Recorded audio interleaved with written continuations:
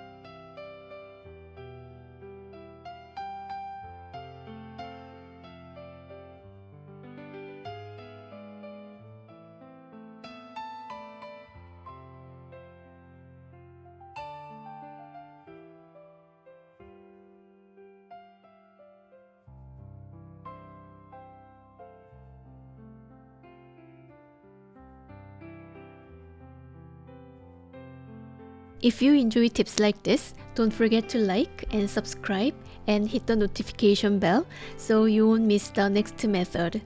I will see you in my next video. 안녕!